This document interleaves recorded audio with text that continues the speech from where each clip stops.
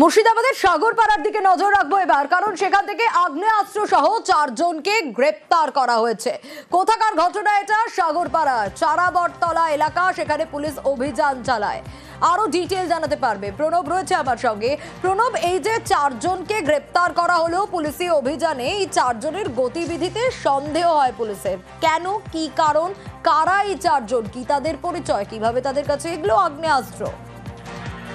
দেখো, এই 4 যুবককে একবারে সীমান্তবর্তী এলাকা হচ্ছে এই সাগরপাড়ার যে চারাবটতলা এলাকা রয়েছে সেখানে তাদেরকে ঘুরতে দেখে, তখনই পুলিশের সন্দেহ হয়। তারপরে তাদেরকে জিজ্ঞাসাবাদ করে এবং তল্লাশি চালিয়ে প্রচুর পরিমাণে আগ্নেয়াস্ত্র পাওয়া যায় এবং গুলি থেকে আরম্ভ করে তোমার 7mm পিস্তল পর্যন্ত পাওয়া গিয়েছে। এবং এগুলো তারা কোন রকম ভাবে হাত বদল করার জন্য দাঁড়িয়েছিল, অপেক্ষা করছিল বলে কিন্তু পুলিশের জেরায় তারা স্বীকার করেছে।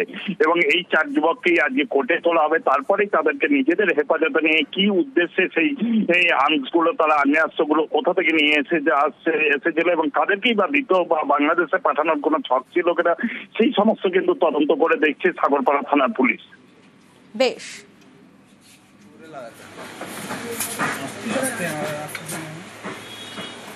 खबर पे আমরা 2টা বাইককে ইন্টারসেপ্ট করেছে। 2টা বাইকের উপরে 4টা লোককে আমরা ডিটেইন করেছে। তার কাছ থেকে আমরা 3টা 7mm পিস্তল, একটা রিভলভার, 6টা ম্যাগাজিন, 15টা 7mm গুলি, 5টা আমরা .303 লাইভ অ্যামিনিশন পেয়েছে। ইন্টারোগেশন করে আমরা পাই কি এটা ইলিগাল ভাবে ওরা আর্মস নিয়ে যাচ্ছে। কাস্টাডি মে নিয়ে ভালো করে ইন্টারোগেশন করে ওদের কি ফরওয়ার্ড লিঙ্কেজেস আছে, কি ব্যাকওয়ার্ড লিঙ্কেজেস আছে, এটাকে আমরা ভালো করে সুষ্ঠুভাবে দেখব।